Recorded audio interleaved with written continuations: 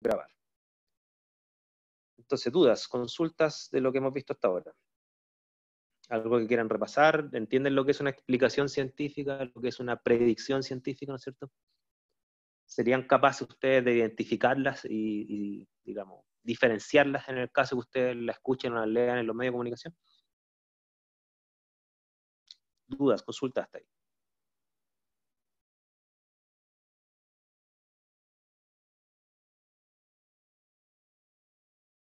¿Todo claro?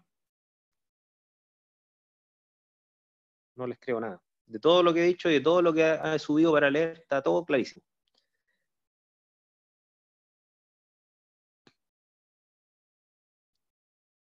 Bien. Bueno, si está todo claro, entonces, vamos entonces a hablar ahora de lo que es la acción racional o la acción basada en una actitud científica, como ustedes quieran denominarlo. En el escrito que subí, llaman acción racional a esta parte. Y la UNESCO, ¿no es cierto?, también en parte toca esto, aunque con otro lenguaje, ¿no es cierto? Eh, la UNESCO habla de que la persona, digamos, alfabetizada científicamente debiera actuar basado en conocimiento científico en los temas que obviamente tienen esa connotación. La ciencia no necesariamente hay que afirmar que lo abarca todo, ¿no es cierto? Pero hay cuestiones que sí tienen connotaciones científicas y las vamos a ver, ¿no es cierto? Y ahora esto que vamos a ver ahora no tiene que ver solamente con un tema de erudición, ¿no es cierto? Porque hay gente que dice, bueno, la ciencia permite explicar y predecir cómo funciona el mundo, pero a mí no me interesa saber explicar o predecir el mundo, es una cosa solamente para gente que le gusta esta visión de mundo más intelectual, ¿no es cierto? Pero en estricto rigor eso no afecta a mi vida, yo puedo llevar mi vida, ¿no es cierto?, completamente ignorante de la ciencia, y de hecho eso es así, ha sido la historia de la humanidad, ¿no es cierto?, ha actuado sin base científica en gran parte de su existencia. Entonces viene el tema de, primero, tratar de definir qué es una acción basada en la ciencia, ¿no es cierto? Y segundo, qué valor tiene, si es que lo tiene, ¿no es cierto? El tema de actuar basado digamos, tanto en conocimiento como en algunas habilidades científicas que las vamos a ir viendo en las siguientes clases. Nosotros vimos en las clases pasadas que una explicación para que sea científica debe ser racional, pero no toda explicación racional es necesariamente científica. La racionalidad, ¿no es cierto? Nosotros vimos que tiene que ver con la coherencia con las mejores ideas aceptadas hasta el momento. Pero hay gente que su visión de mundo incluye ideas no científicas y por lo tanto pueden ser muy racionales y coherentes con esas ideas no científicas para actuar, ¿ok? Yo no sé si ustedes tienen conocidos o ustedes mismos pueden formar parte de ese grupo, ¿no es cierto? Yo tengo conocidos que, digamos, tienen algunas ideas que son, no solamente no son científicas, sino que son anticientíficas y opinan y actúan en base a ellas, ¿ya? Por lo tanto, yo no los puedo acusar de irracionales, ¿okay? Porque ellos se movilizan y actúan en base a ideas, coherente con esas ideas. Lo que pasa es que es irracional para quien acepta que las ideas científicas son las que debieran regir la vida, pero hay que entender que cada quien tiene sus marcos conceptuales y eso no implica necesariamente que esos marcos conceptuales son del todo coherentes con las teorías científicas. Ahí hay que tener, digamos, un poco de cuidado, ¿ya? Entonces, lo que vamos a ver ahora, que es la acción racional, es parte de una acción con actitud científica, ¿ya? Por lo tanto, cuando hablemos de acción racional, por favor entiendan que vamos a hablar de una acción basada en la ciencia, o sea, en el marco de una racionalidad coherente con la ciencia, ¿ok? Ahora, voy a hacer primero una pregunta como súper general, quería escuchar su opinión. Eh, ¿Ustedes ven algún valor en actuar coherente con lo que la ciencia nos dice? ¿Ven algún valor real, tanto social como individual, ¿no es cierto? ¿O el actuar no tiene que ver con la ciencia? ¿Ya?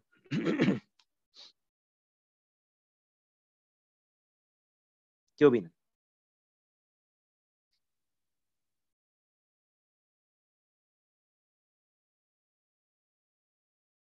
¿Ustedes creen que el actuar humano debiera basarse o ser coherente con la ciencia? ¿Ven algún valor en eso?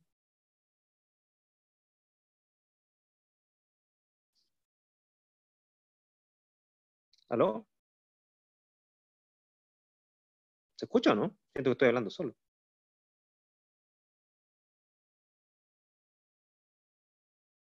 Ah, están pensando, ya. Pensé que no se escuchaban, no decían nada. A ver, piénsenlo, piénsenlo. A ver qué pasa por sus mentes. O sea, yo, mientras ustedes piensan, fíjense, yo les voy a contar el caso de, bueno, tengo un colega que no voy a decir el nombre, pero, bueno, hablando de varios temas, ¿no es cierto? Dentro de esos temas estaba el tema de la salud, ¿no es cierto? Estamos hablando del tema este de cuidar la alimentación en base a lo que dice la nutrición, ¿no es cierto? Y dentro de una discusión bastante informal, ¿no es cierto? Y relajada, un colega me decía, mira, yo soy científico, pero soy científico en mi trabajo. En mi vida, no. Mi vida es otra cosa. Entonces, en el fondo me decía, está interesante lo que dice la gente, los nutricionistas, pero en realidad yo no voy a seguir sus consejos porque yo para actuar en mi vida, yo en el fondo actúo en base a otros parámetros. Entonces viene la pregunta de, bueno, ¿qué gracia tiene si es que la tiene? Aunque usted también podría pensar que tiene algo negativo. O sea, yo también he escuchado gente decir, bueno, oye, tú no puedes basar tu actuar en la ciencia, o sea, tú no puedes pensar que uno tiene un marco cuadrado que tiene que seguir, y si la ciencia dice A, tú tienes que hacer A, decía, así no se puede vivir, decía, en la vida hay que ser más libre, hay que ser más flexible, hay que tener otras consideraciones, ¿no es cierto? Y por lo tanto la gente que tiende a defender este discurso de que no hay que actuar científicamente en base a los criterios que vamos a quizás discutir ahora, ¿no es cierto? Se le acusa de cuadrado, de cerrados de mente, ¿no es cierto? Que no pueden enclaustrarse en un solo marco para, digamos, actuar en el mundo, tanto a nivel individual como social. Pero ahí viene el tema, pues, ¿tiene algún valor o no? Y la Waldo, otra pregunta, Raúl, dime. eh, mira, como para empezar la conversación, yo quiero decirte que en el fondo el valor de la ciencia para la sociedad actual y para la humanidad tiene un valor trascendental, porque en ello va incluso la supervivencia de nuestra especie, porque con la forma como la conducta humana ha actuado en la naturaleza, con todas las consecuencias que ello ha traído, que los problemas que nos ha acarreado, es importante que la ciencia y la divulgación científica, el conocimiento, la educación científica, las personas que no son científicas, toman un valor importante. Por lo tanto, ahora, especialmente en este contexto del COVID-19, el valor que ha tomado la acción que están haciendo los laboratorios, los científicos por buscar una vacuna. Entonces, eso demuestra que no podemos vivir sin la ciencia y es lo que va en el, eh, creo, ahora y en el futuro a marcar el destino de la humanidad, porque si no, no vamos a ir al despeñadero. Ok, ok. Voy a referirme a lo que plantea Raúl para, digamos, generar el debate. Antes de eso voy a leer unos comentarios del chat.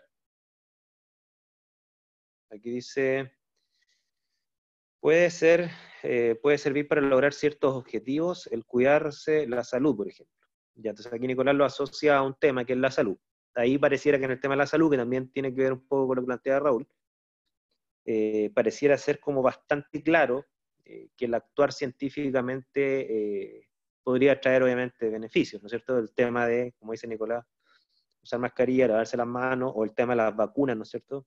Que tiene una fuerte componente científica en el sentido de que cuando uno dice usa mascarilla es porque eso es coherente por lo que sabemos desde la ciencia de cuáles son las vías de transmisión de este tipo de virus, ¿no es cierto?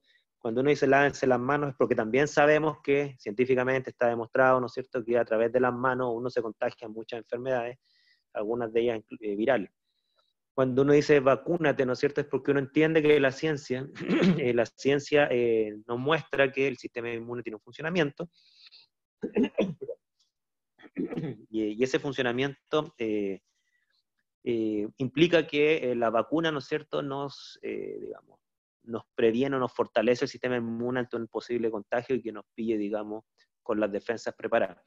Esos son casos súper claros, ¿no es cierto?, que uno podría decir son actos racionales, independiente que las personas finalmente, a lo mejor usted hace una encuesta y no sé si la gente es consciente de por qué se lava las manos, a lo mejor lo adoptó simplemente por un tema de costumbre y sin cuestionarse la causa de fondo, ¿no es cierto?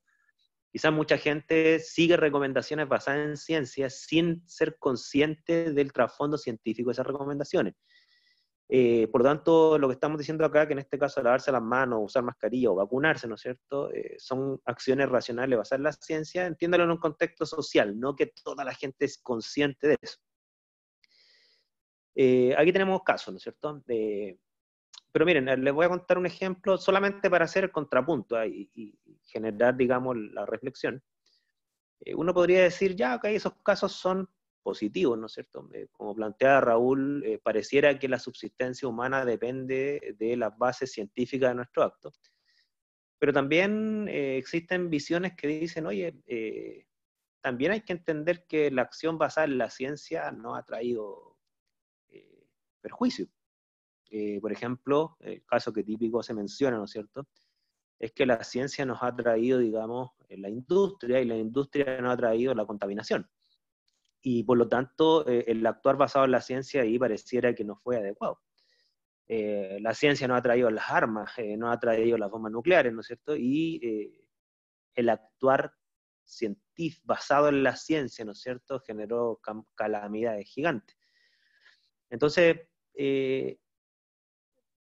reconociendo que tiene algunos casos, ¿no es cierto?, que son positivos, como el tema de la salud, les dejo planteado este tema, ¿no es cierto?, cómo nosotros podríamos reflexionar ante estos otros casos, que también son basados en hechos demostrados, ¿no es cierto?, de que las industrias han generado más contaminación que nunca en la historia de la humanidad, ¿no es cierto?, de todos los otros procesos más artesanales que hacíamos, y que las armas, ¿no es cierto?, han sido más dañinas que nunca en la historia también.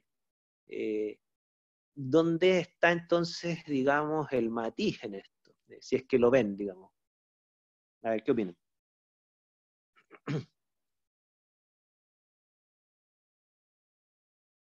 La intencionalidad, ya, ese es muy interesante. Ya Nicolás dice, ¿dónde está el matiz? Entonces él dice la intencionalidad. En el fondo, ¿para qué ocupamos el conocimiento científico? Ok, evidentemente, ¿no es cierto? Si utilizamos el conocimiento científico para curar enfermedades, ¿no es cierto?, como plantea el mismo Carl Sagan en el video que yo digamos, les pedí que revisaran, claro, al aplicar la ciencia a la salud funciona mejor. O sea, me refiero a los métodos digamos, de la gestión de la salud. Funcionan mejor. O sea, nunca en la historia habíamos, digamos, erradicado pandemias hasta que apareció la ciencia, ¿ya? La viruela, ¿no es cierto?, desapareció. La polio está a punto de desaparecer en todo el mundo, que han concluido en muy pocos lugares, ¿no es cierto? Sarampión, bueno, hasta antes de la existencia de la antivacuna íbamos camino a también hacer desaparecer la sarampión. Y así sucesivamente, ¿no es cierto? Hemos tenido, digamos, pandemias eliminadas como la viruela, pandemias claramente en vía de eliminación, y también cuando hemos potabilizado el agua, ¿no es cierto? Cuando hemos desarrollado el antibiótico, los anestésicos, ¿no es cierto?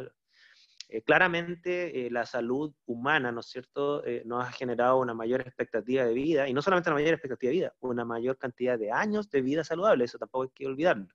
Porque mucha gente dice, claro, extendemos la vida, pero con mala calidad. Los datos muestran todo lo contrario, o sea, no solamente vivimos más, sino que tenemos, digamos, una calidad de vida mejor, o sea, las enfermedades crónicas también se están, digamos, controlando bastante bien. Y también el desarrollo científico nos ha permitido que varias labores que antes eran tortuosas, ¿no es cierto?, ahora ya no es necesario llevarlas a cabo. Por ejemplo, el tema de ir a buscar agua, hervirla, ¿no es cierto?, cortar madera, no sé, para calefaccionar, que eran labores que tenían demandas físicas muy grandes, ¿no es cierto?, y demandas de tiempo muy grandes. Ahora con el desarrollo científico, nosotros ya casi no le dedicamos nada de tiempo a eso, o sea, tenemos además más tiempo de ocio, porque las labores para la subsistencia, ¿no es cierto?, en términos de tiempo, se han restringido bastante. Entonces ahí tenemos el caso de la intencionalidad, pero también, como decía Nicolás, esa misma intencionalidad puede ser ocupada para mal, o sea, la ciencia aplicada con una intención mala, por ejemplo, destruir, bueno, ahí, con el caso de las armas, ¿no es cierto?, ahí tenemos un caso en donde la ciencia funciona súper bien para fines negativos, ¿no es cierto? Entonces ahí está uno cuando habla de un juicio de la ciencia, ¿no es cierto? ¿Qué podríamos concluir entonces? O sea, ¿qué valor tiene la ciencia? Porque obviamente está ligada a la intención, si es que se ocupa para bien o para mal. Entonces, ¿dónde está el valor de la ciencia? aquí les vuelvo a hacer la pregunta, entendiendo que la ciencia se puede ocupar para fines buenos como para fines malos, y eso ya depende de las personas, ¿no es cierto? ¿Dónde está entonces el valor intrínseco de la ciencia? Si dejamos entonces, o si consideramos el tema de la intencionalidad. Porque uno podría decir, bueno, si, dado que hay intenciones buenas y malas, y la ciencia por lo tanto se puede ocupar para bien o para mal, entonces la ciencia tiene valor intrínseco. Esa podría ser la conclusión. Puede hacer tanto daño como bien, digamos. Entonces, ¿dónde está el valor entonces? No habría valor. Intrínseco, me refiero. ¿Qué opinas?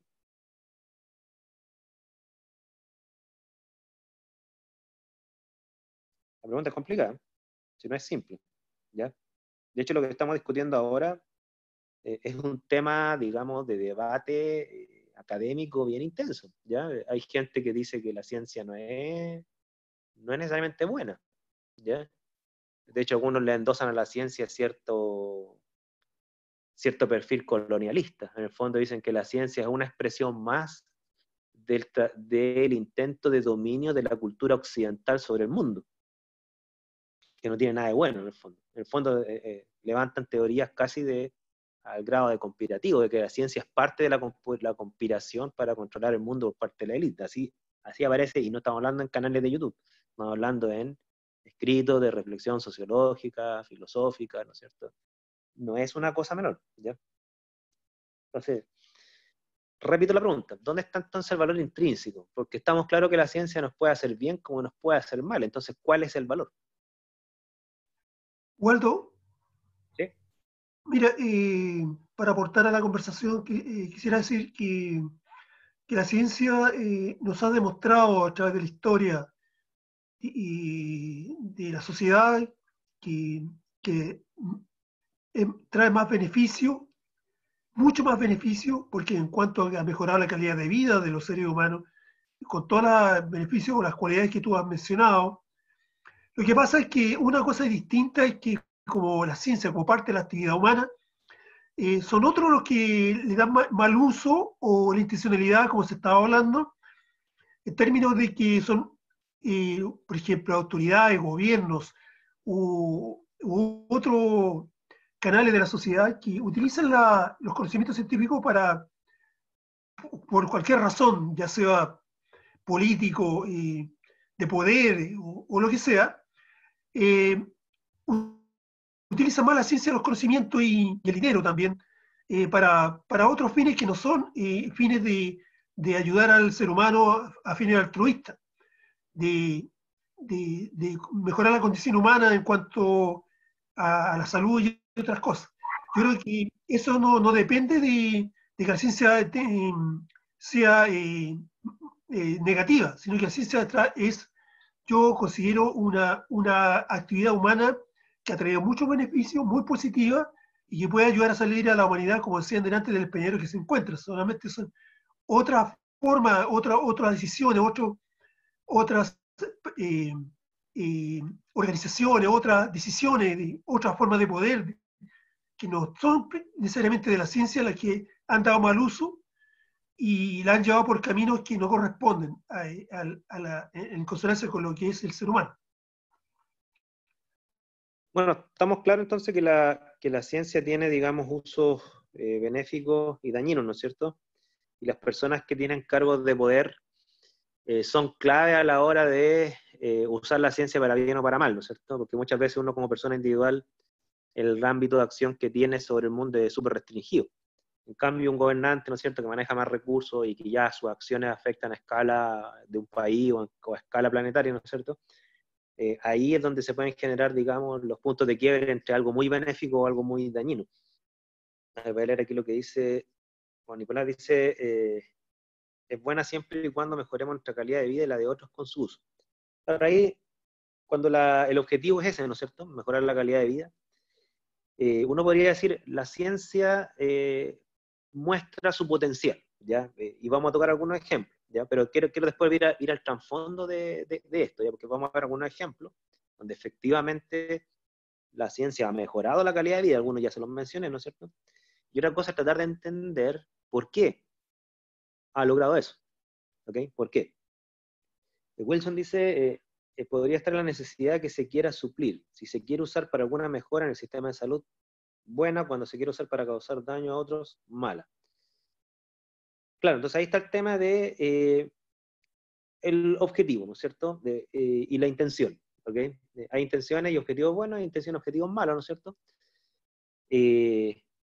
Y voy a leer lo que dice aquí Valeria, ¿no es cierto? Dice, el valor intrínseco podría ser personal, ya que, por ejemplo, hay personas que ven el progreso fundamental sin importar el efecto que tiene en el medio ambiente, y otros no lo ven así. Claro, porque fíjense que, a ver, si entendemos por progreso una cuestión súper reduccionista, ¿no es cierto?, de que tener más dinero, ¿no es cierto? Claro, uno podría decir, miren, en realidad la industria ha generado más riqueza que nunca en la historia. O sea, desde que se industrializó los procesos productivos, ¿no es cierto? La agricultura, la construcción, ¿no es cierto? La vestimenta, los medicamentos, desde que se industrializó, se ha generado más riqueza que nunca. Y desde ese punto de vista, de hecho, estoy un poco enfermo. De hecho, ¿no es cierto? Cuando uno empieza a ver, solamente en la variable dinero, ¿no es cierto? Uno podría decir, oye, bueno, estamos en la época donde hay menos pobres en la historia de la humanidad. Pero también, como decía Valeria, ¿no es cierto? Si no nos damos cuenta que el efecto que genera esa mayor capacidad productiva, que el efecto sobre el medio ambiente, ahí ya la palabra progreso se empieza a ver con más escepticismo, ¿no es cierto? Y uno se empieza a cuestionar, ¿vale la pena producir más cosas y más baratas, ¿no es cierto? Y para todo, si estamos contaminando el medio ambiente, si estamos poniendo en peligro nuestra subsistencia, ¿no es cierto? Entonces ahí están las dos caras de la moneda. Y bueno, como ustedes en el futuro podrían ocupar esos cargos de poder, ¿no es cierto? También es bueno que vayan, digamos, reflexionando de esto antes de que tengan el poder, ¿okay? Porque a veces el poder nubla la visión. Ahora, ya fíjense, voy a un poco guiarlo en lo siguiente. Miren. Independiente de que su fin sea bueno o malo, que su intención sea buena o mala, el hecho es que si ustedes quieren hacer el bien, pareciera que con la ciencia van a hacer más bien que si su objetivo lo persiguieran sin un trasfondo científico.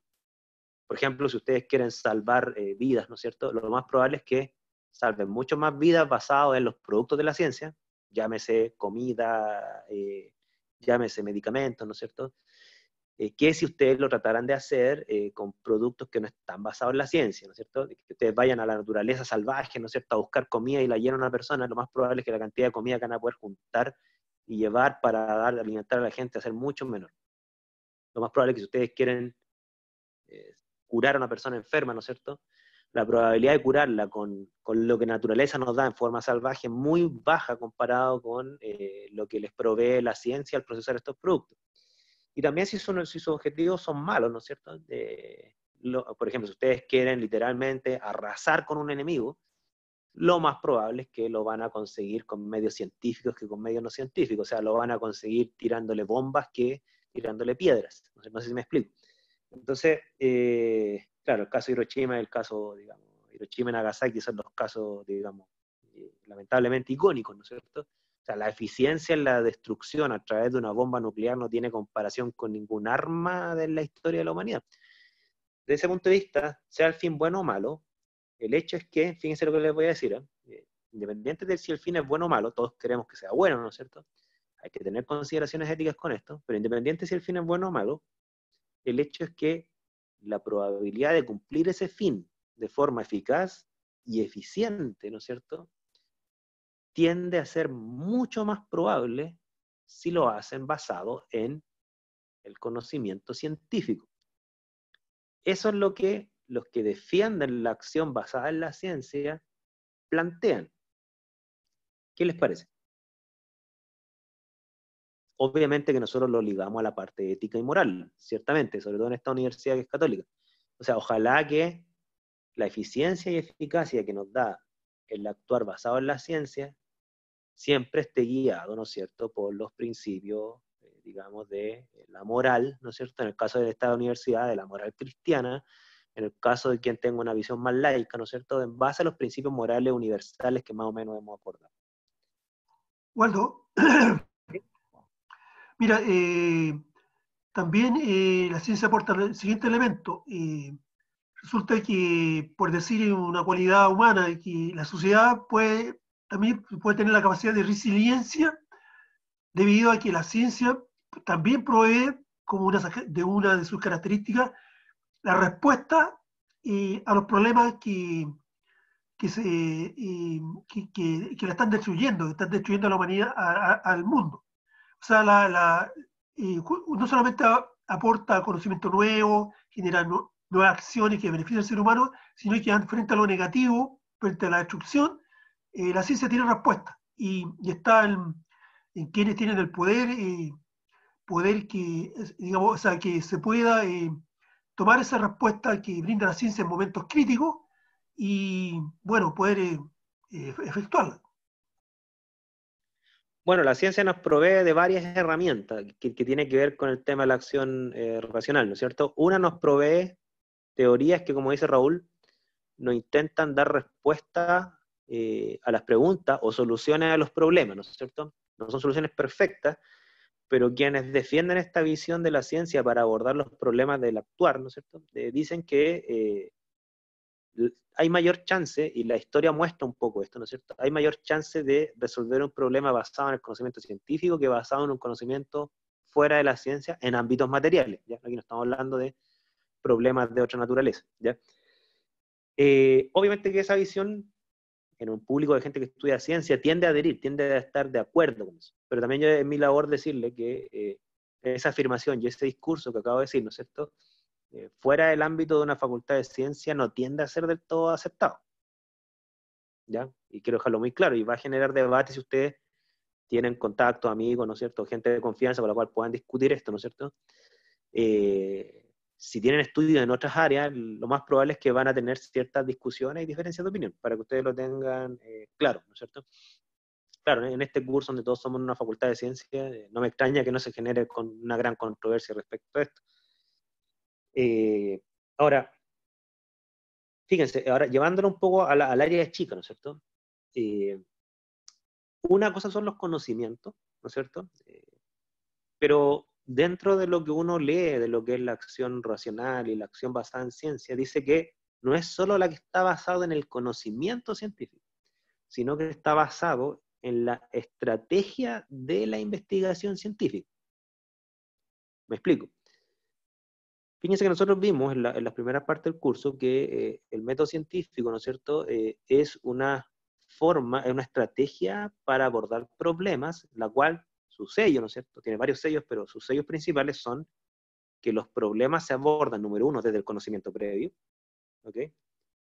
Número dos, las soluciones que se plantean se someten a pruebas empíricas de su efectividad y eficiencia, ¿ok? Que es un poco lo que tiene que ver con la ciencia aplicada, ¿ok? Y que ante la evidencia contraria, ¿no es cierto?, uno tiene que reformular sus ideas, reemplazarlas por otras, ¿no es cierto? Pero la evidencia, ¿no es cierto?, es la que nos lleva a nosotros a concluir si nuestras soluciones son asertivas o no, falsas o verdaderas, ¿no es cierto?, funcionan o no funcionan. Pero toda solución, ¿no es cierto?, en el marco de la estrategia de la ciencia, toda solución a un problema debe ser construida o fundamentada desde el mejor conocimiento existente, número uno. Y número dos, debe ser constantemente sometida a pruebas, ¿ok? Dentro de los escritos, ¿no es cierto?, que hablan de este tema, dentro de los cuales yo le subí un par, ¿no es cierto?, se menciona que esto podría ser útil para la vida, me refiero a la estrategia. Es decir, se plantea que todas las personas a lo largo de su vida tienen que enfrentar problemas. Y que se plantea que si los problemas de la vida, ¿no es cierto?, los actuales como los que se les podrían venir, se enfrentaran con un plan basado en el conocimiento existente, con objetivos claros, con modos de poner a prueba claros, con la apertura de mente de, en base a la evidencia, concluir que mi solución es buena o mala. Si es buena, perfeccionarla. Si es mala, proponer otra solución, ¿no es cierto? Se plantea que eso debiese ser el sello de todo ciudadano alfabetizado científicamente. En el fondo, que los problemas los afronta con planes basados en la ciencia y no, literalmente, el dicho chileno, ¿no es cierto?, le echa para adelante, como decimos los chilenos, ¿no es cierto? Que eso es literalmente actuar sin un plan. Actuar en base a la improvisación, sin un plan, a la intuición, ¿no es cierto? ¿Qué opinan? ¿Lo ven muy cuadrado o no? O sea, dicho de otra forma, ¿ustedes actualmente tienen planes de vida para enfrentar sus problemas? O si no los tienen, ¿se plantearían hacer planes de vida? Porque todos tenemos problemas. De hecho, aquí ustedes ya tienen que haber visto la segunda diapo, ¿no es cierto? Hay un problema que es ineludible a todos, y que, claro, quizás la gente más joven, ¿no es cierto?, como que lo ve muy lejano, ¿no es cierto?, pero uno mientras más envejece, más cercano lo ve, obviamente, que es el tema de la vejez. La vejez trae muchos problemas. Y ese es un caso, ¿no es cierto? Ustedes pueden tener problemas de varios tipos, problemas de corto plazo, de largo plazo, ¿no es cierto? ¿Cómo lo ven? ¿Hacen planes racionales para abordar los problemas de su vida? Porque mucha gente plantea que la acción racional es eso. No es solo actuar basado en el conocimiento científico, es resolver problemas basados en el conocimiento científico y con una estrategia. ¿Cómo lo ven?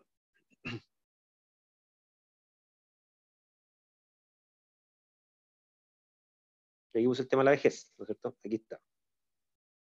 ¿Cómo enfrentar la vejez? La época de la vejez. Ahí tienen ustedes, digamos, una pregunta, ¿no es cierto?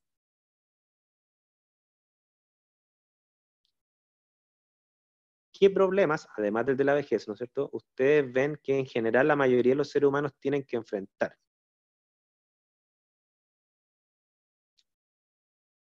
Háganse una lista, a ver. Láncense problemas, porque una vida sin problemas sería una vida súper afortunada. ¿Qué problemas tienen que enfrentar? Incluso los que están en la veintena, ¿ya? Ustedes creerían que no tienen ningún problema que enfrentar. A ver, piénsenlo. No quiero decírselo yo, porque si no voy a parecer muy cruel, ¿ya? Y yo tengo un humor negro que de repente cae mal. ¿Qué problemas tienen ustedes? Yo ya les dije cuál es mi preocupación actual, mi vejez. Y creo tener un plan para eso. No sé si me va a funcionar, digo, pero creo tener un plan para eso. ¿Qué problemas tienen ustedes? Valeria dio justo el dato que yo no quería dar, porque me iban a decir que yo era muy pesado, ¿no es cierto? Pero qué bueno que surgió de Valeria. El tema de independizarse. Excelente. Ese es un problema que ustedes tienen, que los que somos más viejos que ustedes ya lo enfrentamos, ¿no es cierto? Hay algunos que no lo pueden resolver en toda su vida, hay otros que lo resuelven más o menos, hay otros que lo resuelven más o menos definitivamente, ¿no es cierto? El paso a la vida adulta, ¿no es cierto? Que es una cosa traumática para varios, ¿no es cierto? Ustedes ya tienen 20, 20 y tantos años, ¿no es cierto? Los que sean. Y obviamente que ustedes ya deberían estarse planteando de que no van a llevar una vida dependiente toda su vida, van a tener que independizarse en algún momento, ¿ok? ¿Qué plan tienen ustedes? Porque ese es un problema. ¿Cómo lograr la independencia? Me refiero a independencia material, ¿no es cierto? Que ustedes no dependan de otra persona que los mantiene. ¿Cómo lograr esa independencia? ¿Qué plan se les ocurre? Porque no sé si ustedes tienen un plan, ¿no? Mucha gente no tiene planes para esto. Después cuando el problema ya es inminente, es decir, ya terminaron de estudiar, ya están trabajando, y ya sus papás o sus familiares lo empiezan a mirar feo porque ya están más o menos viejos, ¿no es cierto? Y ya dicen, ya, pues, así como que le empiezan a mirar digamos, la cara y le dicen, oye, ¿qué estás haciendo con tu sueldo? Esas preguntas son las primeras que le van a empezar a hacer. ¿Cuándo te vas de la casa? Bueno, esa pregunta, bueno, eh, no, es una pregunta. Yo creo que si ustedes le hacen esa pregunta, ¿no es cierto? Es que ya sus papás o sus familiares, ¿no es cierto? Ya casi le están pegando una patada para que se vayan, ¿no es cierto? Eh, ¿Qué plan tienen ustedes para eso? O pensemos en un plan. A ver. Problema, ¿cómo lograr la independencia? Fíjense, voy a hablar en lenguaje de proyecto científico. Objetivo general, lograr la independencia material. Imagínense que ustedes están haciendo una tesis, ¿no es cierto? El cual tiene un problema, se lo acabo de decir, ¿no es cierto? Que conste que lo dijo Valeria. Le acabo de dar el objetivo general, el objetivo general, lograr la independencia material. Denme objetivos específicos. Fíjense, este es un proyecto de investigación, pero para la independencia. Denme objetivos específicos.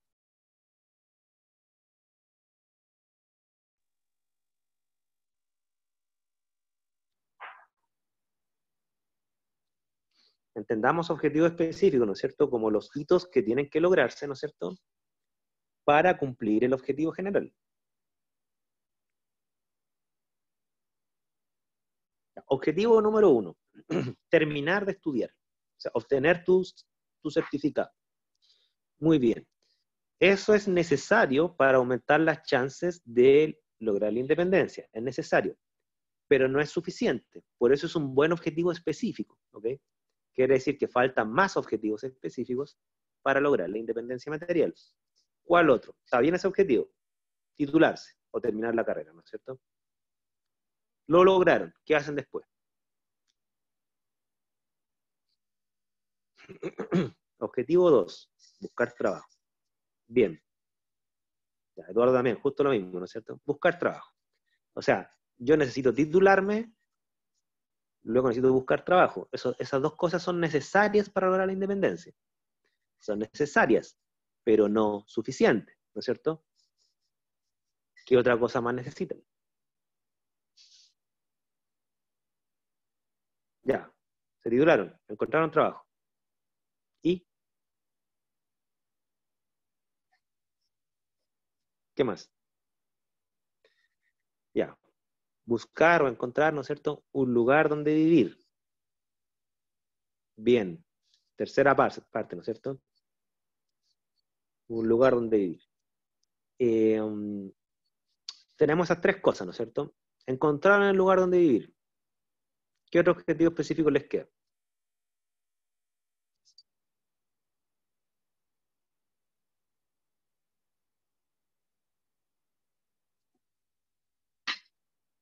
¿Cuál es el último objetivo? ¿O están listos con eso? Bueno, ser autosuficiente, claro. Hay ciertas cosas que ustedes debieran, si es que no las tienen ya aprendidas, ¿no es cierto? Las debieran aprender, ¿no es cierto?, para ser autosuficientes. O sea, todas las habilidades básicas para subsistir, ¿no es cierto? Llámese cocinar, lavar la ropa, eh, hacer aseo, ¿no es cierto? Eh, todas esas cosas, ¿no es cierto?, se debieran lograr, ¿no es cierto? Pero que no se le olvide el último objetivo específico también, que es irse. Una cosa es buscar un lugar de vivir, lo encontraron, y si no se van, el último objetivo es mudarse ahí, ¿no es cierto? Mudarse ahí. Esa es la última etapa, yo, bueno, un poco medio broma, medio en serio. Esa última etapa es la que más cuesta, eh, la que más cuesta, ¿ya? Dar el paso, ¿no es cierto? Porque siempre la gente encuentra excusas, ¿no es cierto? Exactamente como dice Nicolás, encuentra excusa para no salir de la zona de confort. Dice, no, tengo la casa, pero ya la voy a arrendar para sacar algo de plata, mientras ahorro para, no sé, ahorro para comprarme muebles, después ahorro para comprarme un auto, después ahorro para remodelar la casa. Entonces siempre hay como muchos metas que uno podría utilizar como excusa para no irse, ¿no es cierto? Porque realmente la familia es una zona de confort que tiene varias ventajas. Estoy entendiendo la familia, ¿no es cierto?, como el estereotipo tradicional, ¿no es cierto?, que ustedes son menores, hay unos mayores que lo apoyan bastante en lo que es el pago de cuentas, la alimentación, la vestimenta, ¿no es cierto? Eso nos referimos con la zona de confort que te da la familia, ¿ya? De hecho, ¿no es cierto?, hay un fenómeno que, bueno, no sé, la generación de ustedes se venía dando desde mi generación, qué rato, el fenómeno de la generación canguro, ¿no es cierto?, que las personas retrasan su independencia cada vez más, ¿ok? Antiguamente la gente se independizaba como a los 18 o 20 años, después ya era a los 24, 25, la mayoría se está independizando ya después de los 30, ¿ya? quizás puede deberse, no sé, a varias razones. A lo mejor hoy en día las cosas son más caras, no sé, vaya uno a saber, no sé la respuesta, ¿no es cierto? Pero el hecho es que si ustedes tienen que enfrentar ese problema, si ustedes no hacen un plan, va a ser poco probable que ustedes, digamos, consigan esa meta en un plazo razonable, ¿ya? Miren, ustedes tienen el problema, tienen el objetivo general, que es lograr la independencia material, tenemos el objetivo específico detallado, ¿no es cierto? Pues bien, voy a adelantarme un poquito, porque tenía que ir el tema de la vejez, pero quizá el tema de la vejez a usted no le interesa. Voy a irme al tema de la vivienda, ¿no es cierto? Ya, aquí tengo en esta diapo, porque yo sabía que me iban a hablar de la independencia, el tema de que estamos hablando, de la independencia, ¿no es cierto? Entonces, ustedes dijeron, bueno, primer objetivo específico, titularme. Bien, ahora viene, fíjense, estrategia de la ciencia, tenemos el objetivo específico. Lo que corresponde en todo proyecto de investigación, en la estrategia de la ciencia, ¿no es cierto?, es que un objetivo específico, una vez definido, hay que buscar los mejores métodos para conseguirlo. ¿Ok? Entonces, una cosa es objetivo, titularme, ¿no es cierto?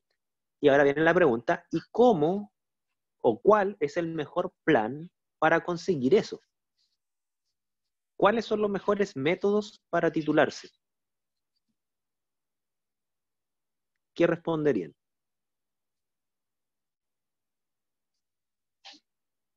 Después vamos a tocar el tema de la casa, que lo tengo ahí. Pero primero vamos a titularse.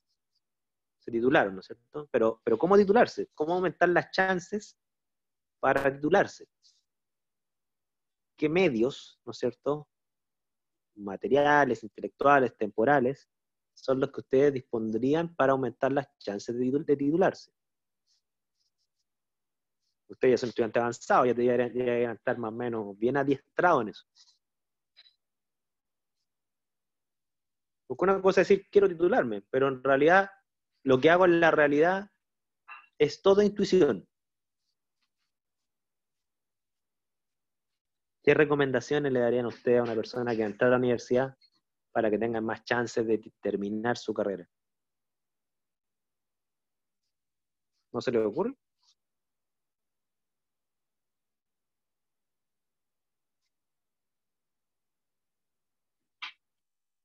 Ya. Valeria aquí da una recomendación. Ya dice, no dedicarse únicamente a la universidad, eso puede generar mucha ansiedad y puede acabar desertando. Ya, en el fondo Valeria propone una estrategia, o sea, un método, ¿no es cierto?, para llevar una vida universitaria equilibrada, ¿no es cierto? Porque el rendimiento académico del cual depende la titulación, ¿no es cierto?, implica que ese rendimiento se pueda mantener en el tiempo, o sea, sería, ¿no es cierto?, llevando como el caso contrario, o sea, si alguien no le hiciera caso a lo que dice Valeria, ¿no es cierto?, decir, estudia todo en todo momento, en todo lugar, ¿no es cierto?, y no haga nada más que estudiar. Nadie puede mantener ese ritmo en 5 años, ¿no es cierto?, termina sufriendo problemas psicológicos. Entonces, estrategia número 1, ¿no es cierto?, equilibrar la dedicación universitaria con otras actividades, ¿no es cierto?, para que el estudio sea más llevadero, ¿no es cierto? Y eso, esa estrategia, ¿no es cierto?, ese método de estudio, tiene fundamentos. Ya uno podría buscar hasta trabajo, y yo algunos los tengo, ¿no es cierto? Uno podría buscar estudios que demuestran eso, que hay que llevar una vida equilibrada. Por ejemplo, yo tengo algunos estudios que demuestran que la actividad física genera una mayor creatividad intelectual. O sea, las personas que equilibran deporte con estudio tienden a tener mejor rendimiento. Cuando digo equilibran, porque también es el otro extremo de decir, voy a entrenar todos los días 4 horas diarias, mañana y tarde, y les quedan 20 minutos para estudiar, obviamente que eso ya les va a generar un perjuicio. Pero si ustedes equilibran el tema de, por ejemplo, actividades físicas o actividades sociales en un tiempo acotado, ¿no es cierto?, y lo mezclan con estudios, los estudios científicos muestran que les va a ir bastante mejor que si no lo hicieran. ¿Ya? Ese es un método para lograr ese objetivo. ¿Ya? Nicolás dice, estudiando, ¿no es cierto? Obviamente que uno tiene que hacerse una rutina de estudio. Tiene que hacerse una rutina de estudio, ¿no es cierto? Y esa rutina de estudio implica una cuestión que también está más o menos demostrada, ¿no es cierto?, que tiene que ver con la disciplina que menciona Nicolás, implica, por ejemplo, no acumular estudios, ¿ok? El estudio frecuente en dosis pequeñas, por ejemplo, estudiar todos los días 1 hora al día una materia, ¿ok? Un ramo. No esperar 3 días antes la evaluación y leerse, no sé, 300 páginas 2 días antes, no, eso no funciona. ¿Ya? Por ejemplo, les cuento otro caso que yo leí, decía que existe una cuestión que se llama la curva del olvido, ¿ok? Que quiere decir que, por ejemplo, ustedes me están escuchando ahora, ¿cierto? Entonces, lo que ustedes están haciendo es bastante pasivo en este momento. Ustedes me escuchan. Ahora, las personas que están opinando están siendo más activos, por lo tanto, están dialogando. Dicen los estudios que mientras uno es más activo en el estudio, la curva del olvido se extiende más. Por ejemplo, lo más probable es que las personas que están solo escuchando, en 2 días más se van a acordar de menos de la mitad de lo que discutimos acá. Y en 3 semanas más, yo creo que con suerte le va a quedar el 10%. Sin embargo, por ejemplo, está bastante demostrado que las personas que dialogan entre ustedes o conmigo, ¿no es cierto?, las curvas del olvido se extienden bastante más, meses. Las personas que hacen resúmenes, es decir, escuchan las clases, leen los documentos y después todo eso tratan de sintetizarlo en un escrito, las curvas del olvido se extienden por meses. Y dicen, ¿no es cierto?, también se los doy, que el mejor método de estudio, es decir, donde queda más arraigado el estudio y casi puede durar hasta años lo que aprendieron, ¿no es cierto?, es explicarle a otros. Fíjense. Por eso hay un dicho que dice, la mejor forma de aprender es explicar. Entonces ahí tienen ustedes métodos demostrados por la ciencia, ¿no es cierto?, para hacer más eficiente el estudio y por lo tanto la probabilidad de titularse, ¿no es cierto? Como dice Nicolás, manteniendo el cuerpo y la mente sana, una buena alimentación. Hay estudios que muestran que más o menos aumenta con un 20% el rendimiento de las personas que tienen un buen desayuno. Entiéndase que en su desayuno hay proteína y azúcar y vitamina y todo eso. La organización es fundamental. Miren, búsquense un video, lo que dice Javier es súper interesante. Yo una vez escuché una charla de un psicólogo, ¿cierto?, que trataba de explicar qué tenían en común las personas exitosas. Exitosa me refiero a lo laboral y a lo académico, nada más que eso. Y planteaba que una de las cosas que más llama la atención es que las personas exitosas son, como dice Javier, son tremendamente organizadas. Búsquense un video que está en YouTube que se llama Un día de un estudiante del MIT. ¿Okay? El MIT del Massachusetts Institute of Technology. ¿Okay? Ahí muestran cómo este estudiante, que es bastante joven, se nota que era un muchacho que con suerte tiene 19 años, cómo organizaba su semana para rendir en todo lo que le exigía el MIT. ¿Okay? Era impresionante. El tipo tenía marcado, pero todo lo que iba a hacer en el día, desde que se levantaba hasta que dormía. Y eso lo tenía anotado en una agenda. Y todo lo seguía al pie de la letra. Decía, en esta media hora tengo que escribir un ensayo, en esta otra media hora voy a subir unos videos a mi canal de YouTube, en esta otra media hora voy a practicar un instrumento. Y eso lo dividía tanto lo académico, lo más deportivo y lo más actividades extracurriculares, más culturales. Entonces, los planes, ¿no es cierto?, los planes basados en los mejores métodos, o sea, los métodos más demostrados, ¿no es cierto?, son los que incrementan la chance de cumplir los objetivos. ¿Ok? Entonces, no quiero que me lo digan, porque a lo mejor algunos de ustedes digan lo que digan, ¿no es cierto? Se puede prestar para bien o para mal, y hay cosas que son más personales, pero háganse un autoanálisis, ¿no es cierto?, no me refiero solamente al tema del estudio, ya que quizá el estudio es algo que lo que más les llega a ustedes que están en esa etapa. Es cómo ustedes tienen planes para sus objetivos.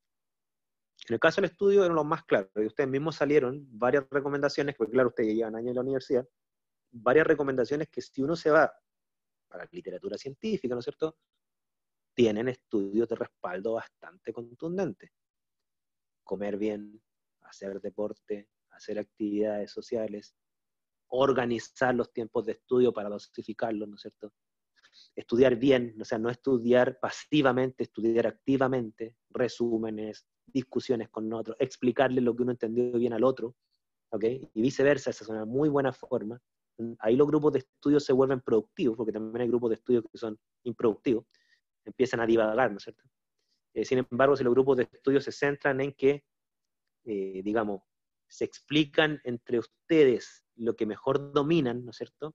Y plantean las dudas, ¿no es cierto? Y hacen planes de reunirse cada cierto tiempo para intercambiar lo que están dominando, súper, porque hay personas que a lo mejor tienen más facilidad matemática, otros tienen más facilidad verbal, a lo mejor algunos tienen más facilidad de lectura, ¿no es cierto? Entonces ahí se van, digamos, complementando. ¿Ok? Y fíjense que todo lo que acabamos de discutir, lo hemos discutido solamente, fíjense, solamente en el primer objetivo específico, que es el tema de titularse. ¿Ok? Uno podría continuar, fíjense, ustedes dijeron, me titulo. Ahora, estrategia para buscar trabajo. Porque ya, supongamos que estos planes funcionaron, ¿ya? Supongamos que estos planes funcionaron. A mí me funcionaron, ¿no? Yo era seleccionado deportivo, yo reconozco que hacer deporte para mí fue pero fundamental para tener un buen rendimiento académico. O sea, yo podía pasar mucho tiempo estudiando sin angustiarme después de hacer deporte. Porque si yo no hacía deporte no podía estar concentrado estudiando. O sea, el deporte para mí fue una mezcla fundamental. Y esas cosas funcionan, ¿ya? Pero supongamos que se titularon. Listo. Ahora buscar trabajo. ¿Qué plan tienen?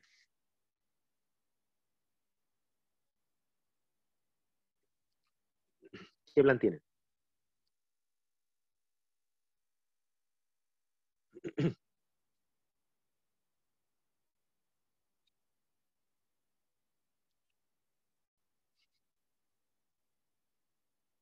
Parece que eso no se lo han cuestionado tanto, ¿eh? Se fijan que ustedes tienen más a flor de piel el tema del estudio, porque tienen más experiencia, ¿no es cierto? Pero quizás muy pocos de ustedes tienen experiencia extensa en buscar trabajo, ¿ya? Nosotros vimos en las sesiones previas, cuando hablábamos de los tipos de investigación, que los estudios que yo he visto, ¿no es cierto? La mejor forma de encontrar trabajo en Chile, lamentablemente, es tener contactos. O sea, la mayoría de los primeros empleos que se dan en Chile en un estudio del 2008, es bien viejo, a lo mejor ha cambiado, se dan por recomendaciones de amigos. O sea, la amistad y los contactos no los miren en menos, ¿ya? No los miren en menos. Yo no tengo tanta experiencia en buscar trabajo, yo he tenido 2 trabajos nomás en toda mi vida, así que tampoco he buscado tanto trabajo, pero en ambos casos sí, o sea, obviamente que influye conocer algo a la gente. ¿Okay? De hecho, mi primera jefa que tuve, mi primer trabajo, fue mi profesora ayudante en la U. O sea, me ubica. ¿Ya? Entonces ahí hay que tener un tema de que la imagen que ustedes proyectan, por ejemplo, en la universidad, es súper, súper importante. La probabilidad de encontrar trabajo, dado que en la U, que es su primera, digamos, experiencia más cercana al trabajo, la imagen que proyectan ustedes en la universidad es súper fundamental, ya sea para que los recomienden, como para que no los recomienden, ¿ya? Por lo tanto, nunca miren en menos esto, ¿ya? Por eso es importante no conformarse con aprobar los ramos, sino que con aprobarlos bien, de estrujar la experiencia académica y de ser responsable, ¿no es cierto? Porque eso, además del tema objetivo de la nota y el aprendizaje, ¿no es cierto? Para aprender bien, ¿no es cierto? También es un tema que es súper subjetivo, pero pesa mucho a la hora de buscar trabajo, que es la imagen que ustedes proyectan como estudiantes. ¿Ok? Y mucha de la gente que les va a dar trabajo, la principal referencia que va a tener de ustedes es cómo eran en la U. Quizás cuando ya estén mayores, ¿no es cierto?, esa referencia van a venir de otros lados, va a venir de su trayectoria laboral, pero en su primer trabajo, la referencia que tienen es quién eran ustedes en la universidad, qué consideración tenían ustedes en la universidad, y si no los conocían directamente a ustedes, les van a preguntar a la gente que sí los conoció. ¿Ya? A mí me han llegado un montón de cartas de recomendación preguntándome por si yo conozco a esta persona. ¿Ya? Y esa cuestión yo no era consciente hasta que ya estaba de profe en la U, y que afortunadamente la gente que he recomendado a la mayoría ha rendido bastante bien en los trabajos. Por lo tanto, como que me creen un poco, ¿no es cierto? Y siempre cuando llega una persona que dice haber estudiado en la PUCB, a gente que me conoce, ¿no es cierto? Mucha de esa gente me pregunta, Tú conoces a esta persona, quién era, cómo era, qué lo referencia, su fortaleza y su debilidad. ¿Ya? Muy importante. Entonces, estrategia para buscar trabajo, contactos, dar buena impresión en la U. ¿Okay? Es el mejor contacto que pueden hacer, porque el otro es ser amigo de alguien que lo recomienda, aunque ustedes sean, digamos, buenos o malos. ¿No es cierto? Normalmente esas recomendaciones individuales funcionan bien, porque si yo recomiendo a alguien solo porque es mi amigo y miento al empleador diciendo que esta persona es extraordinaria, y en la realidad se desempeñó pésimo, ¿no es cierto? Normalmente el recomendador pierde credibilidad y nunca más le piden recomendación. ¿Ya? Entonces ahí tengan cuidado con eso. Waldo, ¿Sí? mira, para complementar un poco la interesante conversación que hemos estado teniendo, quisiera agregar un pequeño comentario. Uh-huh. Aunque pueda parecer frase cliché, pero quisiera decir lo siguiente, con respecto al tema de la vejez, que me parece relevante tenerlo en consideración, Uh-huh. porque más que nada, sobre todo ahora en esta época, la ciencia nos aporta conocimiento científico válido sobre los cuidados y la responsabilidad que tiene la juventud sobre su propia salud y vida para tener una vejez larga y buena. En primer lugar, brevemente, Uh-huh. lo que parece obvio, no beber alcohol, no fumar, evitar las drogas, Uh-huh.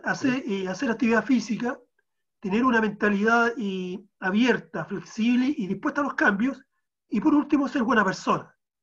Eso te aseguro que nos va a mantener y va a mantener a la persona lúcido hasta el último de sus días. Esa es la tendencia. Puede que haya cosas que imprevistas en el camino. Pero yo creo que si la ciencia nos aporta ahora todo ese conocimiento científico, que antes los mayores no lo tenían. No estaba eso a la mano. Y ahora con conocimiento de causa y con responsabilidad se puede llevar una vida ordenada y tranquila y como corresponde. Sí, lo que dice Raúl es importante. ¿Eh? Yo me fui al tema del trabajo, de la independencia, porque quizás es más próximo a los estudiantes, ¿no es cierto? Raúl y yo ya somos mayores, ¿no es cierto? Y claro, como ya tenemos nuestros nichos laborales, digamos, resueltos, a nosotros ya nos preocupa la vejez, pero tiene toda la razón Raúl, de que si uno se va al tema de la vejez, en todas las dimensiones existen recomendaciones científicas. Por ejemplo, cómo tener una psicología saludable a la vejez. La primera recomendación que dan todos los psicólogos, bueno, son dos en realidad. Una es mantener una actividad social abundante, o sea, mucha junta con amigos y conversaciones, ¿no es cierto? Y el segundo, que incluso le da más importancia que el primero, es tener un propósito en la vida. Las personas que no tienen ningún propósito más que trabajar, la pasan muy mal en la vejez. De hecho, desarrollan enfermedades mentales en muy corto tiempo. Porque claro, mientras están trabajando, ese es su propósito, se mantienen activos y saludables psicológicamente, dejan de trabajar y no saben qué hacer de su vida. O sea, tener un propósito de vida es súper importante. A nivel biológico, lo que decía Raúl también, alejarse de la droga. Muchas enfermedades mentales son deterioros por el abuso de drogas legales o ilegales, ¿no es cierto? La vida saludable y activa con una alimentación equilibrada, ¿no es cierto? También es clarísimo. Y a nivel físico, incluso medioambiental, es alejarse de las fuentes de material particulado, que es el contaminante más dañino para la salud que existe y que se acumula en el tiempo. Y la vejez se ven los efectos, sobre todo en el sistema respiratorio. Y eso también implica no fumar, obviamente. Vale por el dato, Robert. Fíjense que estamos hablando también del tema de buscar trabajo. Miren, aquí les pongo un ejemplo del tercer objetivo que ustedes dijeron, buscar un lugar donde vivir, ¿no es cierto? Ya ustedes estudiaron, tenían sus métodos, sus estrategias bien estudiadas y las aplicaron, ¿no es cierto? Buscar trabajo. Entonces ustedes hicieron los mejores métodos para buscar trabajo. Dar una buena imagen en la U, ser responsable para tener contacto y además, obviamente, tapizar a todos los lugares de búsqueda de empleo, ¿no es cierto? Ojalá hacer actividades extracurriculares, formación continua, ¿no es cierto? Para que no se queden solamente con el título, sino que tengan además otro tipo de experiencia y habilidades sumadas a las profesionales de su carrera. Ahora vamos al tema del hogar, ¿no es cierto? Entonces, el objetivo es buscar un lugar donde vivir, ¿no es cierto? Entonces, fíjense, uno dice, bueno, si el objetivo es buscar un lugar donde vivir, aquí tengo un ejemplo. Se transforma en un problema particular, el problema solo de ese objetivo específico, ¿no es cierto? Que es parte del problema de la independencia, ¿no es cierto? Que es el problema general que estamos discutiendo acá. ¿Cómo consigo entonces una casa? O cómo consigo un lugar donde vivir más general, no tiene por qué ser una casa necesariamente, ¿ya? Y eso implica, fíjense, hacerse varias subpreguntas para buscar los mejores métodos de esto, ¿no es cierto? ¿En qué lugar? Porque el tema de cómo conseguir un lugar donde vivir implica tener al menos claridad dónde me gustaría o me conviene vivir. De qué tipo, de qué tamaño es el lugar que necesito para vivir, de qué tipo, ¿no es cierto? Si es casa, departamento, cité, no sé, hay varias posibilidades. O quieren vivir al estilo de comunidad joven, ¿no es cierto? Esta gente que un departamento que tiene 4 piezas lo arriendan 4 personas, ¿no es cierto? Y comparten gastos. Qué cosa que parece que funciona bastante bien en la gente que no tiene hijos, parece que sí. Y la pregunta, una de las más complicadas, ¿cómo la financio? ¿Ok? Y ahí obviamente que también hay planes, métodos, ¿no es cierto? Uno tiene que tener súper claro, ¿no es cierto?, de en qué lugar. O sea, si ustedes trabajan en Valparaíso, no creo que sería una buena idea tener una casa en los Andes, porque les gusta, no sé, por la montaña. Les quedaría bastante lejos, ¿no es cierto? Si ustedes viven solos, no creo que sería una buena idea partir con una casa de 200 metros cuadrados. Sería muy grande para ustedes, salvo que les sobre la plata, ¿no es cierto? Como que sería una carga monetaria innecesariamente alta, una casa, digamos, grande, ¿no es cierto? No sería una estrategia muy inteligente. ¿De qué tipo es la casa? O sea, ¿de qué tipo es el lugar? Casa, departamento, ¿no es cierto? Casa y departamento tienen pros y contras, ¿ya? Las casas, claro, tienen la ventaja que uno lleva una vida más independiente, ¿no es cierto? Sin tanto reglamento que tienen los departamentos que restringen mucho lo que uno puede hacer y no. Pero el problema de la seguridad de las casas es mayor, o sea, las casas son mucho más robadas que los departamentos, y si ustedes no van a estar en todo el día en su casa, tendrían que ver el tema de la seguridad. Y la pregunta del millón es cómo la financia, ¿no es cierto? Y ahí obviamente que también hay métodos y estrategias que la gente que sabe de estos temas les da recomendaciones bastante concretas que muy poca gente sabe. Por ejemplo, si ustedes van a pedir un crédito, que la mayoría de la gente tiene que hacerlo, ¿no es cierto? Porque nadie cuenta con tanto ahorro como para comprarse una casa una vez terminada la universidad. Recomendación que le dan todos, nunca se metan en una casa cuyo dividendo supere el 30% de sus ingresos. O sea, como tope el 30%. Si ustedes tienen que pagar como dividendo más del 30% de su sueldo, no les conviene esa casa porque están con una carga económica que les podría llevar a perderla. ¿Ok? Porque se entiende que todos los otros ingresos son para gastos básicos, ¿no es cierto?, sus cuentas, entonces tienen que tener mucho cuidado. Ya, si ustedes ganan, supongamos, 1.000.000 de pesos mensuales, no aspiren a un dividendo mayor de 300.000 pesos mensuales, ¿ya? 350 por ahí. Si tienen un dividendo de 600.000 pesos, la probabilidad de que no lo puedan pagar en 20 años es enorme, ¿ya? Entonces ahí tienen ustedes que también coordinar muy bien eso, ¿no es cierto? Ojalá ustedes puedan tener un ahorro que les permita dar un pie, ¿no es cierto? Ojalá que dentro de su estrategia económica para conseguir un hogar no cometan el típico error que comete mucha gente con sus primeros sueldos, que es comprarse un auto, porque ahí sus ingresos, ¿no es cierto?, se van a ver mermados porque van a incrementar sus gastos. Los autos incrementan los gastos enormemente. Toda la gente recomienda que si ustedes se quieren independizar, primero aspiren a la casa, después al auto, ¿ya? Pero mucha gente que actúa por emociones, porque el auto da libertad, ¿no es cierto? Y uno la puede pasar mucho mejor en auto, puede visitar muchos lugares, ¿no es cierto? Pero claro, pero esa es una estrategia emocional, lo aleja de su independencia, literalmente, salvo que ustedes trabajen en el auto, que es diferente, ¿no es cierto? Entonces ahí tienen ustedes algunas recomendaciones, ¿no es cierto?, que obedece, fíjense, lo que es el tema de este curso, de esta clase, la acción racional, es decir, una acción con problemas, objetivos y métodos claros y coherentes con lo mejor del conocimiento disponible. ¿Ok? Entonces, claro, la persona que actúa, ¿no es cierto?, sobre la base de las emociones, ¿no es cierto?, ¿Qué es lo que va a decir? ¿No es cierto? Aquí yo lo traté de graficar con esta persona, ¿no es cierto? Que sería el cabecita de las nubes, ¿no es cierto? Que en el fondo sueña más que planifica. Entonces, ¿qué sueña? Dice, ¿en qué lugar quieres vivir? Bueno, en la playa. Qué bonito estar en el mar, salir a trotar, no sé, súper bonito. Yo también quisiera eso. ¿De cuántos metros cuadrados la casa? Bueno, gigante, ¿no es cierto? Ojalá con piscina, ¿ok? Porque me gustan las piscinas. Me imagino después de trotar, sumergirme en una piscina. ¿De qué tipo el lugar de vivienda? Una mansión. ¿Por qué? Porque me quiero mucho, ¿no es cierto? Y me merezco una mansión. ¿Cómo la financio? No me interesa. Ahí veo, le echo para adelante, ¿no es cierto?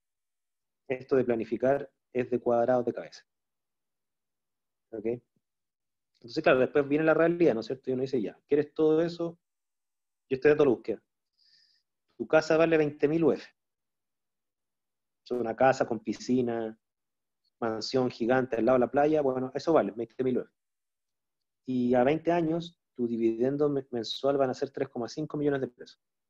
O sea, ustedes deberían estar ganando casi 10 millones de pesos mensuales para meterse en una casa de esa magnitud. Entonces aquí yo puse acá, ¿no es cierto? Ahí recién se van a dar cuenta que la piscina no tiene agua, ¿no es cierto? Y que ustedes no se pueden embarcar en eso. ¿Ok? Entonces ahí viene el tema de los planes, ¿no es cierto? Entonces, lo que plantea la UNESCO, lo que plantea el documento que yo le subí, ¿no es cierto? Es eso, de que los problemas de la vida se pueden abordar con una estrategia científica. Y cuando hablamos de estrategia científica, repito, significa que los problemas hay que planificar los objetivos generales y los específicos y los mejores métodos coherentes con el conocimiento disponible. ¿Ok? Eso implica estudiar los problemas, estudiar las soluciones, estudiar las etapas. ¿Ok? Hay algunos estudios que muestran que las personas que hacen planes en su vida jóvenes, ¿no es cierto? Y que después se ven mayores en la posición que esperaban lograr, dado sus planes de juventud, ¿no es cierto? Esas personas dicen que están muy realizadas con su vida. Fíjense. Y eso no implica, fíjense, no se hagan la imagen esto de que la persona que es feliz es aquella persona que tiene una tremenda casa, todos los problemas económicos resueltos. No, estamos hablando de que una persona tiene una realidad en su juventud, ¿ok? Y tiene problemas. Hay personas que tienen más problemas, hay personas que tienen menos problemas. Pero se hacen un plan para decir, ¿sabes qué? Dada mi realidad, yo quiero llegar a tener la mejor vida posible, ¿ok? Y para eso hacen un plan. Y ese plan los lleva a esa posición de la mejor vida posible, dadas las restricciones que tenían. Bueno, esas personas son tremendamente realizadas. Y a veces son personas que son pobres, ¿ok?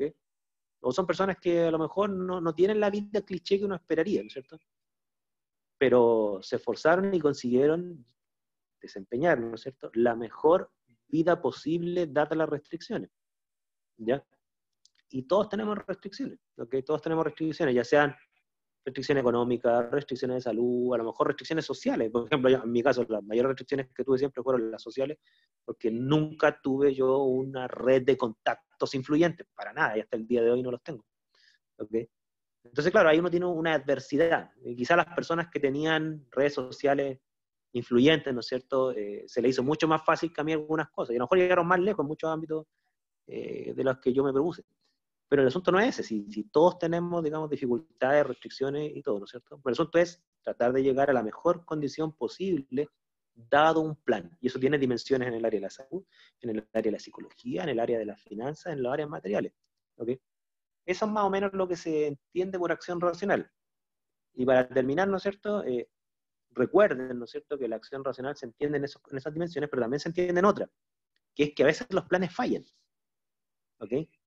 ¿Y qué es lo que plantea la acción racional? Es que si yo tengo un plan a 10 años y al segundo año me está fallando el plan, que es lo que plantea la estrategia científica, reformúlese sus soluciones, reestudie el conocimiento, quizás hay algo que se le pasó por arriba, ¿no es cierto?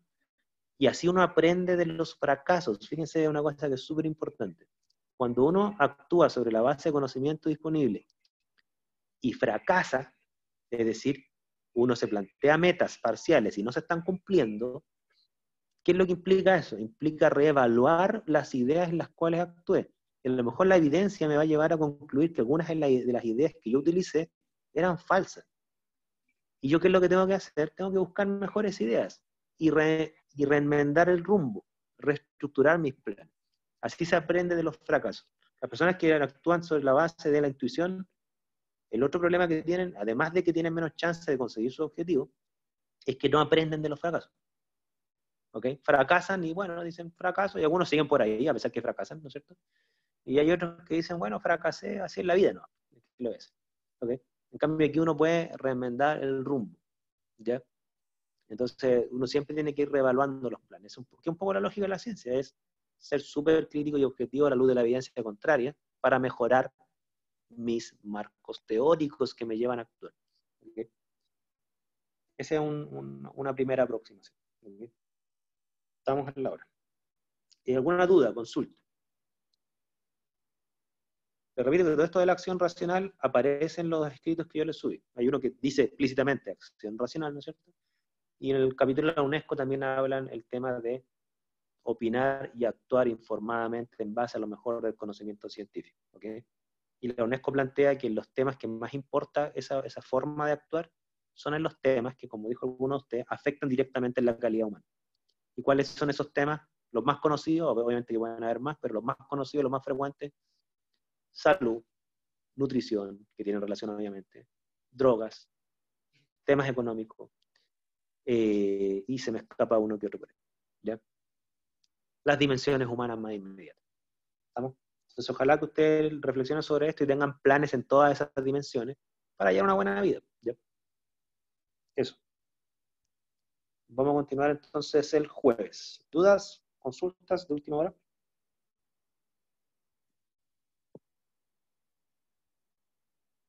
¿No? Ok. ¿Estamos hasta aquí entonces? Por favor, lean los documentos. Si tienen dudas, me los plantean. Ya en la próxima sesión vamos a cerrar esto y vamos a empezar a ver ya el escepticismo científico, que sería la última parte del curso. Nos vemos. Que estén bien. Saludos. Chao Chao, a chao. todos.